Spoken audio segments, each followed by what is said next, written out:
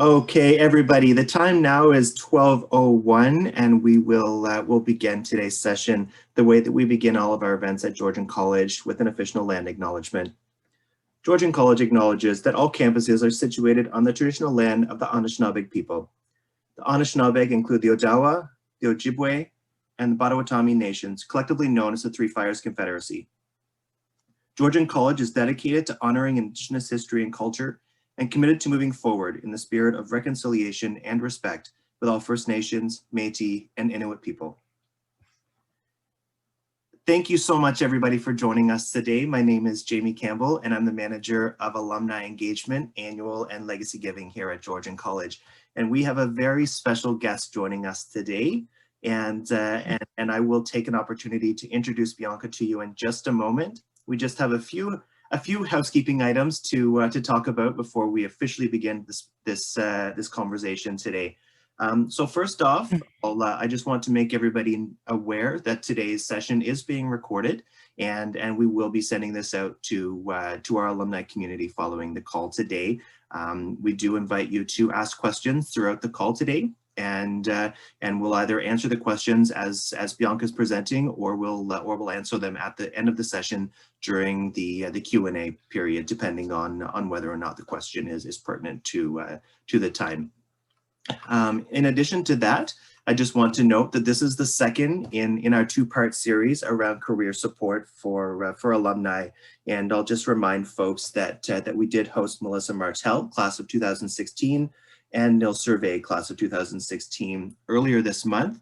And following today's presentation, we'll be sending a copy of both of these series, part 1 and 2, to help support our alumni through their career searches. And with that being said, I guess we should probably get started with Bianca. So I'm just going to open my notes here because we have a fantastic team that prepares us for these events, and then our to make sure we do it right. So so a quick introduction, and this is always the most awkward part for our presenters. They have to sit there while we talk about how great they are. So Bianca Braithwaite is a graduate of Georgian College's Early Childhood Education Program, class of 1999, and the ECE Resource Teacher Program, class of 2000. She began her career as a junior and senior kindergarten teacher at a private school after graduation, and chose this career because she enjoyed working with challenged youth. After 12 years with the Simcoe County District School Board, working with children in both the development skills and social skills classrooms, she began to realize that she needed a change and was interested in working with a new demographic. She worked for the next 3 years as a union organizer, which brought both a change of demographic and a change of scenery, as she traveled to various places across North America, including California, where she worked to organize healthcare. In 2018, after pursuing additional training, Bianca began a new career as an advisor with National Bank of Canada. Bianca is also active on the roller derby scene as Mocha Mayhem, and we'll be asking Bianca about this shortly as well. But Bianca, thank you so much for joining us, and such a great conversation for us to be having right now. I talk as the alumni relations manager. I speak to alumni all the time about there's been so much change over this past year in the industry, and there are people who are changing careers or thinking about changing careers, and so a lot of people are having the conversation that you and I are going to be having today, conversation about change, and not just about finding that dream job, but about transitioning out of a dream job once you realize that you're ready for something new. Oh, absolutely, and thank you for having me. So Bianca, two-time graduate, and we love our Georgian Grizzlies around here. I'm going to ask you first to tell me a bit about your time with Georgian and how you believe your credentials set you up for success. My time with Georgian, I mean, any student who is, at that point in time, it was me going out into the world, being on my own for the first time, arrived here in Aurelia, close enough to home, but far enough away from home, got a job within a month of being here. So Georgian not only academically prepared me, but it's that life experience. It's your formative years. When they talk about your formative years as a younger student, it's your formative years as a young adult. So it's the I'm balancing class, I'm balancing working. Being out on your own is a big thing. And I mean, yes, I am a graduate from further back. So my worldly experience at that point in time wasn't as much as what our newer graduates are experiencing. But when I thinking about these and the questions that you've given me, I still run into former teachers. I still run into and speak with former classmates and what have you. And yes, you have your friendships, you have your bonds and what have you. But then the actual education piece and the sorting out life piece, and there's so much obviously that you learn. As you start, as the new term is, adulting, that comes from that. So the credentials from all of those things combined definitely set me up for success. You learn about, obviously, your time management, the fact that you're not at home, and my mom and dad were huge supporters of me, but that you now have to become very self-sufficient in so many ways. So being to class, yeah, you may have gone out with your friends the night before, and let's be very, very honest, as people who are going out into the world, you spend some time socializing. So it's that learning, that balance, that ability to be agile and adapt to every situation, and you're learning so much about what makes you tick and how you can run and function efficiently. So globally, it's not just, for me, it wasn't just about what I learned in the classroom. It was the life experiences in conjunction with what I learned and what I was being taught in the classroom. That makes perfect sense to me. And you spoke about adapting and about learning those life skills, which is a great transition, really, because one of the things that Georgian is known for, of course, is that our programs prepare graduates to be resilient in the world, with skills to adapt and change as they need to. What do you think your programs did to prepare you not just to work in the field of study, but to prepare you for a world that has changed so much over the past 20 years? Because you mentioned that you're a more mature graduate than perhaps some of the newer graduates that are coming out of the program. So how did that credential prepare you for 20 years of change? So much. And we were speaking briefly before this. The biggest thing with my choice of schooling was the fact that, yes, I wanted to work with kids. More specifically, I wanted to work with kids with needs, and with that comes so much mental, emotional. You have to continually be on, and that in itself has taught me so much and has helped me so much throughout all of my careers, because when you choose a schooling with the human element, which is really what I did, that transfers over to everything that you do. So when I was working with kids who maybe had a really rough night, who were up late, maybe didn't have their meds, they're hungry, what have you, all of my training in the classroom had helped me to work with those kids. And the more that I worked with them, and the more that I was, in daycare settings, school settings, or what have you, you become more proficient at your job. But at the same point in time, there are so many other things that those skills have transferred over to with other jobs that I've had within my personal relationships with friends and family. And even now here in this industry, which seems so very different from working with kids, there are some of those key fundamentals that have trickled all the way along, and you just continue to build upon it. So really, it gives you the foundation, and then you just continue building on that. Yeah, and I think one of the words that I hear a lot these days, and it's become one of the words that I hate the most now, is the word pivot. But I think what I'm saying is, when you get that credential, the program teaches you to pivot professionally when you need to, but also, a lot of the same principles are applied to your ability to pivot in your personal life as well. Absolutely. And I mean, again, a big part of working with kids and the ECE and the resource teacher program is it took you from, the teachings of like from birth all the way through, and then dealing with different exceptionalities within kids. So exactly that. Yes, it may not be pivot, or in our industry now, agile is our key word. And there are sometimes where I hear it and I start to twitch. I'm like, okay, fine. But you do have to pivot. You have to learn how to pivot. No longer are the days where it was like, okay, you just go in and you deal with the same thing day in and day out.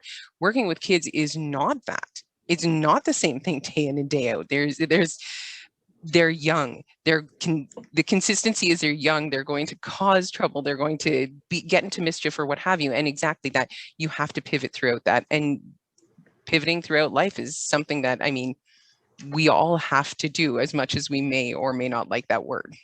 It's true. And pivoting through life, I mean, you know, we talk about change and growth, and so after 12 years of working in development and social skills classrooms, you made a change.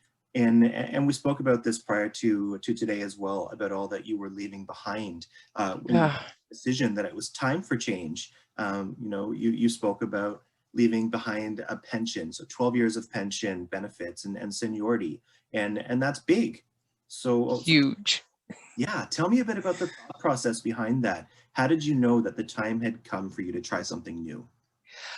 In all honesty, I loved my job. And I still can, I got out at a time where I can reflect upon my career with fondness. And I still have kids who run up to me and they're like, hey, Mrs. Beatty, how are you doing? I am old enough that I am now being introduced to their kids. Thankfully, boxed hair color works wonders. But I loved what I did. I loved the fact that I could sit down with maybe kids who hadn't had like lychee fruit or different things like that. And we would play card games at lunch and you would teach them those human experiences. And I genuinely enjoyed what I did. This is what I wanted to do. When I first started out, it was my life goal. This is what I wanted to do. It was what I felt was my calling. And then my career started to become a job. And for me, a career is something where you look forward to. It's who becomes a part of who you are. A job is something simply that you do for a paycheck. And I felt as though going into work every day, it started to become very taxing physically, mentally, emotionally. And not that I hated it, but I'm glad I was fortunate enough to recognize that my well wasn't being filled. And because my well wasn't being filled, I wasn't being the best support to the kids that I was working with. And especially being in the career that I chose, working with kids who have exceptionalities, who have needs, who are coming from a very poor socioeconomic background, you have to be on. And there are times where you come home and you're completely exhausted, but you can rebound the next day. I was getting to the point where I was finding that it was harder for me to rebound. And that's when I started looking and going, you know what, this isn't filling my well. And even though, yes, when I was growing up, it was like you choose a job, you stick with it for life. I had to really have some serious thoughts about what do I want to do? And going in and being negative or not feeling like I'm enjoying what I was doing was one of those big triggers for me. So you became a union organizer. I did. And that's an interesting jump, you know, from supporting kindergarten students to working adult professionals. Tell me a bit about that change and what was the most challenging part for you in switching careers? I've always been an activist. As you know, we know each other personally outside of this. I have an opinion. I'm not afraid to share that opinion. I was the steward for our local and then became the chief steward. So while I was working with the school board, I was also involved in union activities and then became a facilitator for OPSU. So I was aware of the union world. I enjoyed it. It was one of those things where in talking to people, you get feedback and you think about potentially what you could do, but it was something that I felt like I had the ability to do. I had some knowledge. So looking around, there was a posting for SEIU. I went and I, you know, did up my resume the best I could, was granted an interview process, which was also very daunting because I hadn't interviewed in like 12, 13 years, and it was a panel interview, very scary, but did it. And then they offered me the ability to do a working interview, which was for a month in the United States. And at that point in time, yes, absolutely, 100%. I was scared. I was nervous at that point in time, married, had a house, had those other financial commitments. But it was just that I acknowledged that I was scared. I acknowledged that not that I couldn't, but it was healthier for me to make the choice to leave the career and leave my previous career on a good note. So threw caution to the wind and made the jump, and organized in the States in California for over a month. And then when I got back, I was awarded the job. So it was just one of those, sometimes you just have to, as scary as it is, make that jump. And it was scary. And I just need to ask you, and of course I didn't throw this question into your list of prep, but you mentioned interviewing for the first time in 12 years. I know for a lot of folks on the call today, who are thinking about a career change or thinking about a sector change, that is a very real possibility that many of them will be, entering into a similar situation for the first time in a long time. Any words of advice or thoughts around that first experience as you reflect on that? Breathe. Acknowledge the fact that you truly breathe. Acknowledge the fact that we're creatures of habit. We like security. Who doesn't? So to look at yourself and go, okay, I'm going from point A to point B.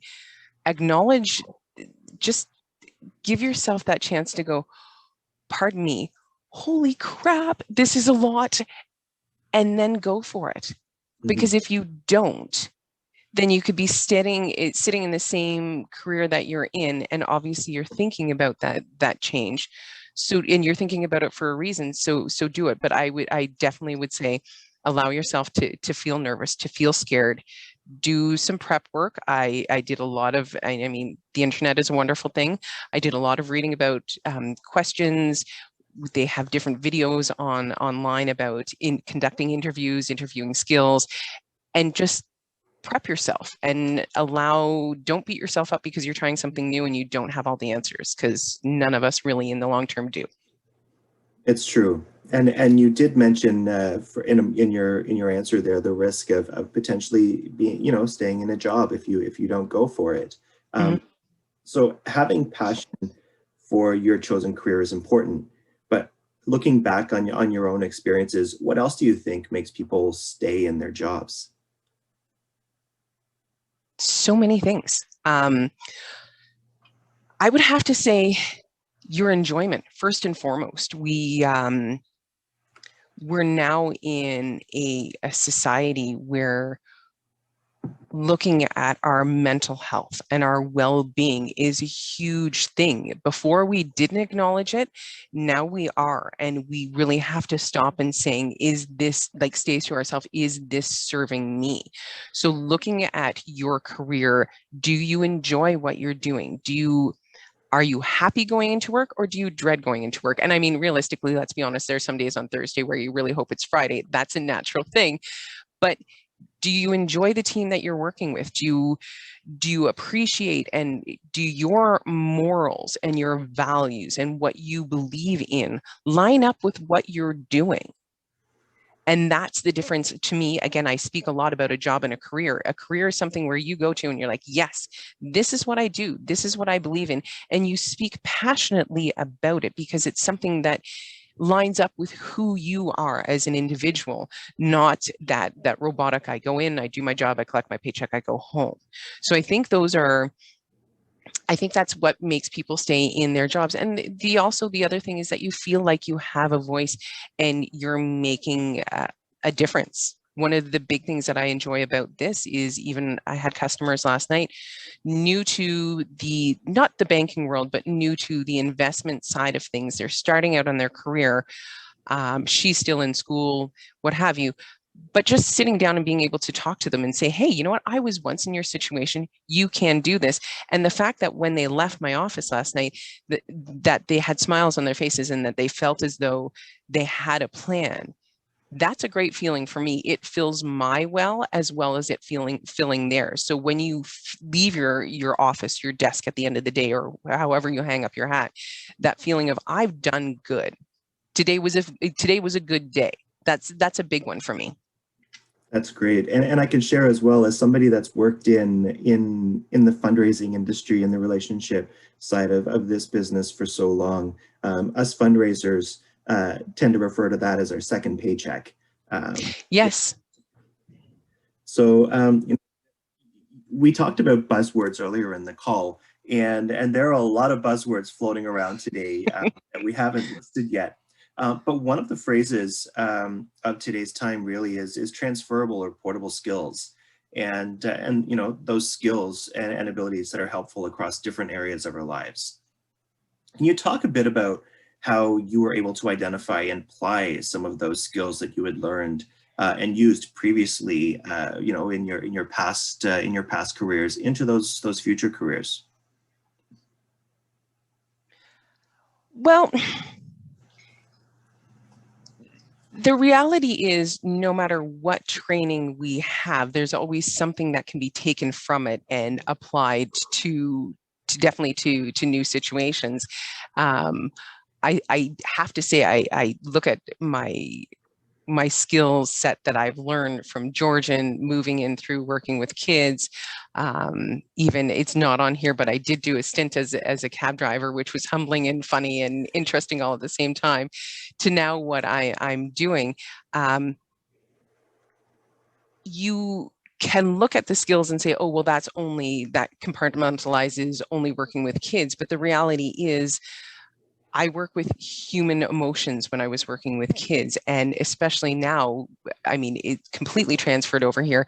During the pandemic, I worked obviously with clients who have their investments here, and dealing with that, talking to their emotions. Money is completely emotional, and obviously this time last year we saw the downturn in the market, and I was fielding calls from clients who were upset, and I wouldn't say irrational, but very passionate about how they spoke to me. I think that's a PC way to put it, about how they were feeling and what was going on. And the skills that I used with kids, and it's no disrespect to my clients because it's still the human element, that meeting my kids and being able to help them work through what they're going through, and that emotional aspect of it, and being, you know, agile and being able to empathize with where they're at and sit down and discuss with them calmly and see them through. Okay, this is where you're at, this is where you want to be, this is how we're going to get there. Those skills transferred over to even what I dealt with within the last year and throughout my life. So I think far too often we look and say, okay, well, this is what we did for here, and this is what we do for here.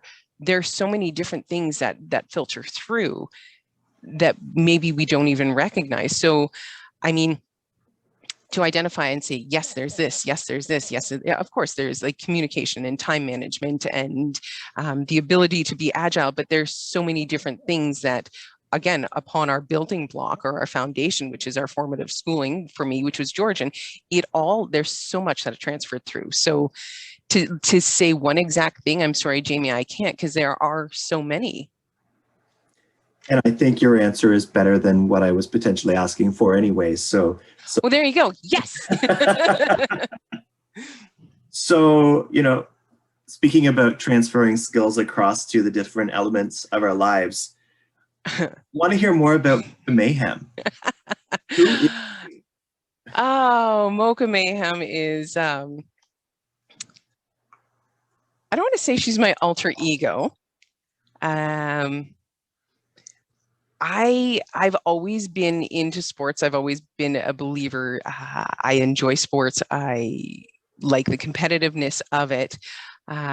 You've played cards with me, but we were out for dinner one night and I saw these girls walking through and they had these multicolored like tights on, and they were laughing, having fun, and it struck me. So me being me, I went over and basically asked and said, what are you guys doing? They explained it to me, so I did got the information. I signed up. I did the 10-week boot camp, where you learn all things about roller skating, and it's on 4 skates. And it just snowballed from there because I like the community. And I've always been a believer of, even working with kids, you need to have that outlet. So I was always one to go to the gym and what have you, but I found this as a new outlet. So I started at the age of 33 and a third. So I'm Mocha Mayhem 33 and 3, which is also the same speed that a record spins at. And I'm still going strong. I mean, obviously because of COVID, we can't, but it's amazing. It's so much fun. You have to be competitive individually. You have to be competitive as a teammate.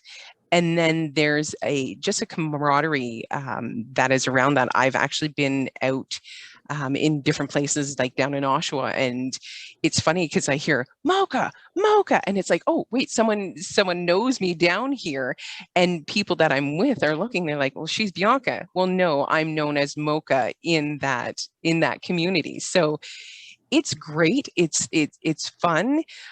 I'm not going to lie, at 41, my body doesn't recover the same way as it did when it was earlier, or I was younger, but it's just a great sport. And it kind of rings true to what we're talking about, even making a career change. At 33, not many people, I don't think, would be like, yes, let's pick up a pair of skates and learn how to skate and go out on a track and get like hit and whipped and everything else like that and try something new. You just sometimes have to throw caution to the wind and say, you know what? Yeah, I'm going to try it. So, and I do have trading cards, so I'll sign one for you. That may be the prize for today's call. For the there you go. So back to your career here. Nearly 20 years after graduating from your Georgian program, you decided to retrain for a new career as an advisor in the financial sector. How did it feel for you to be returning as a mature student to learn something new? Scary. Very, very scary. Yeah, that sums it up in a nutshell. And then after that, it was just you breathe and you do it. Is it daunting? Yeah, absolutely. Because when we're younger, I think we're more, I don't want to say readily available, but I think that learning piece comes a little more natural to us. And after being in a career for 12 years where you become almost the master of what you did, like it got to the point where kids could come in the morning and I would look at them and go, oh, last night was a bad night, today could potentially be a rough day, and typically we were right. So you know your stuff inside and out. So changing careers and going back and trying to train and learn something new, did I struggle? Absolutely. I'm not going to sit here and be like, oh yeah, it was a walk in the park. No, it wasn't. It was something completely different from what I knew. And I had obviously had an advisor, worked with them, read The Wealthy Barber, all of those things, and believed that I had a good amount of financial knowledge. But then when you start talking about bonds and yields and different things like that, it did knock me back a little bit, but you have to have that persistence, and also having a good team around you. And I had some very great people who just encouraged me and were, very much, Bianca, you have this, it's okay. And sometimes I had moments where I didn't think, like, looking back, sure, it'd be easy to go back to the school board because that's what I knew. But then there were other moments where I talked to friends and it was like, you know what, just take a breather. You've got this. So yes, absolutely. It totally was scary. We are creatures of habit, but sometimes you just have to go, it's a new path into an unknown, and I'm going to make it work. It's amazing how when you get past that apprehensive, that the being scared, the unknown, and set your sights on something, you can do it. You just have to give yourself that opportunity to feel scared, but also tell yourself, you know what, it's going to work out and it'll be okay. There's a certain power to positive thought. There is. There's also a certain power of acknowledging that, yes, okay, holy moly. So looking back over the last 20 years and based on your own experiences, what advice would you give to somebody who was considering a career change? Do your research. Take a look at where you are. If it's time for you to move on, allow yourself. Far too often, and I mean, I think it's a little bit different now, but I know, Jamie, when we were in school, we were very much told that you find one job, you go to school, you find that job, you stick with it for the entirety of your life. The reality is we don't watch the same movies all the time. We don't eat the same foods all the time. We like variety. Our careers are the exact same. So the advice that I would give anyone listening is go for it. And I know I've said this a couple times through this conversation. It's okay to feel nervous. It's okay to feel apprehensive. If you have, and I had a talk with my significant other, and it was that, okay, how are we going to make this work? And discuss the finances of it and what was going to happen if maybe it didn't work out. Have a plan. Have your first plan. This is what I want to do. Have a backup plan, but don't be afraid to try something different, because that would be one of those things I didn't want to later on look down the road and regret the fact that I didn't try something. So if I can be very, I don't want to say blunt, but completely honest, go for it. And I know that's on so many motivational signs and different things like that, but you don't know until you try.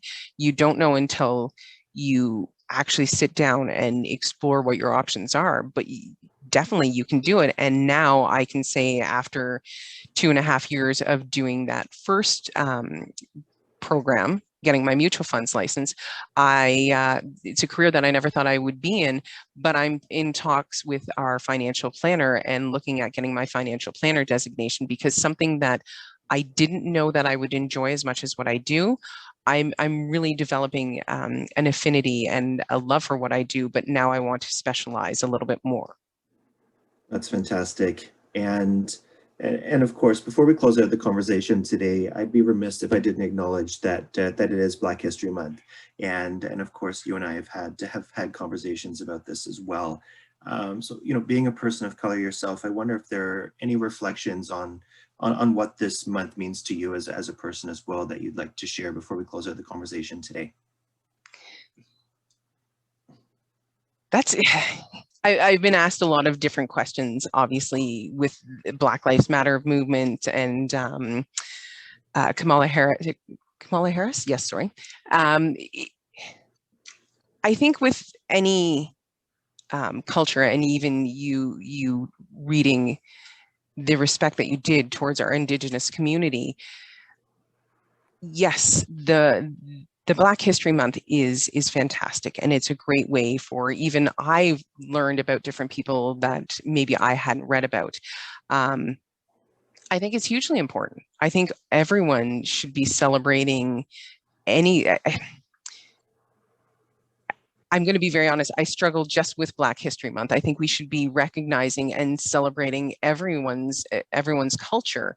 There is a lot that I've had to endure as a woman of color in my life that has shaped who I am. And until I've shared my stories like I have with you, people don't know. So I do appreciate Black History Month, but I wish we had months for every culture, because there's so much that we don't know that we should know. And I realize that's not speaking directly towards Black history, but I really feel that there is so much history out there that we don't know about cultures that we should be incorporating all of them. However, it is nice that we do have this, and that people actually shed a light on Black history, because there is a lot to it. Yeah, there's definitely an awareness piece there, and you've mentioned as well. There are stories that I wasn't aware of as an individual here, and the opportunity to learn more about the people in my community who have done so much, is such a great opportunity to reflect on certainly where we've come to, but where we have the ability to go as well as we continue to take in that knowledge of everybody that's around us. Absolutely. Absolutely. And it's neat because it's one of those, even I've just, Google is a wonderful thing. You just put like Black history and it's amazing, different things that come up and different stories that you can read about and find out about. And you wouldn't have known had you not have answered those questions or asked those questions or sought out that information. And it's not all bad. I think we have to realize that too, that there's a lot of amazing Black women, Black men, that have done so much in history that it doesn't have to be all bad. It doesn't have to be all negative. Thank you, Bianca. No worries. And that closes out our conversation today. And so to this end, I'll remind folks on the call that if you do have questions for Bianca, now is an opportunity to share those across. We also have Bianca on speed dial, so if there are questions that come to mind after the call today, feel free to reach out to our office, and we can certainly connect back to Bianca to get her insights as well, as get some information from her own personal experiences. I will also, while we're giving it a moment there for questions, I'll remind folks on the call that for anybody that's wishing to access past speaker series, you can visit the Georgian College Alumni Association's webpage, and that's georgiancollege.ca/alumni. And there you'll find links to all of our past speaker series, and that of course includes the Q&A sessions as well.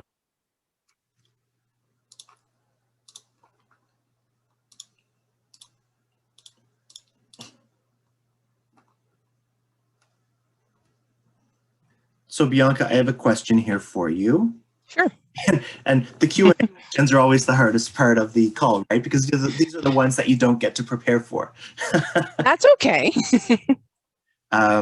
So the question is, looking back over your 20 years of career post Georgian, is there anything that you haven't done yet, or anything that's in the cards for you next? It's a loaded question. It is. It is. My immediate response in my head is, what haven't I done? What's next in the cards for me? Obviously, the pandemic has put a damper definitely on things. I mean, there are personal goals that I have, places I want to travel. Do I believe that this is the final career? And I know this is speaking about your dream job. But the reality is I don't know exactly where everything's going to take me. Would I like to get my FP designation? Absolutely. I'm finding that the more I'm here and doing my job as an advisor, I really like the financial planning piece of my career. But I've also had interest in health and safety, and at this point in time, given the fact that I have made some different career changes, I don't want to specifically say, yes, this is exactly what I'm going to do, or no, this isn't what I'm going to do. And I realize that this is a blanket answer, but I don't feel the need to just basically pigeonhole myself into one thing where it's like, this is where I'm going to be. Because the reality is, this job was not even where I thought I would be. My advisor was the one who sent me the link to the job and stated that she thought I'd be good at it. This was not where I had planned on going at all. So I think from that, my big takeaway is that you just don't know what is out there. And I guess it's just that willingness to be open and accepting of it. It's fantastic. And the next question involves letters that I don't recognize. So I'm just going to read the question to you and assume that you know what this is asking. Okay. So did you take your CSI courses after or before you got a job in the financial field? Oh, okay. Yes, I do. It's an acronym. It's the Canadian Securities Institute. I was fortunate enough that I was hired prior to getting it, but that was one of the stipulations of me maintaining, obviously, my position here was that I had a certain amount of time to get my CSI. It's definitely different because it is an exam. It's about a 3-hour exam. It is you doing all of your own on your own learning, on your own reading. So unlike being in a class, and that's actually bringing it, pivoting it back, Jamie, to a previous conversation. When you go back to school as an adult, I'm a visual, I'm a tactile learner. You have to know your learning style. So sitting there reading a textbook was something that was very different for me, and in some cases a little bit unnerving because I didn't have that classroom setting, which is where I excelled. So yes, I did have to get that, but I did get it after I was hired. What I do know for a lot of financial institutions right now is that it is a requirement prior to being hired. So I guess I lucked out. Fantastic. And I think that's the end of our questions here. And as I noted, we will connect with Bianca should any questions come forward to us after the call today. And so on behalf of everybody here at Georgian and Bianca, I'd like to thank you for joining us today. One thing I will let you know, folks on the call, is that your attendance today and Bianca's attendance means that a donation will be made to a scholarship in honor of Bianca's time today as a thank you for her speaking to us, and so a student will benefit from today's call as well. And that's amazing. It really is. And I just want to remind folks on the call once again, if you're interested in learning more about our Alumni Association or about the services that are available to you, feel free to visit us online at georgiancollege.ca/alumni. You can also join our alumni network. So if you're an alumnus who's graduated from Georgian, be sure to log on to georgianalumni.ca and register your profile in there. You'll find a lot of supports and services that are available to you as an alumnus of Georgian. And it's also a great space to connect with other graduates as well as our faculty and program staff as well. So once again, thank you so much. And for anybody on the call, because as I noted earlier in the call today, I am also a fundraiser by trade. So should you be on the call today, feel inspired to also say thank you for today's call. Free to make a donation as well at georgiancollege.ca/giving, and that's also a great way to support our students who will really appreciate the additional support that they receive right now, especially during these uncertain times. So on behalf of everybody on the call today and everybody throughout our alumni community, thank you for joining us and have a fantastic rest of your day. Take care. Thank you.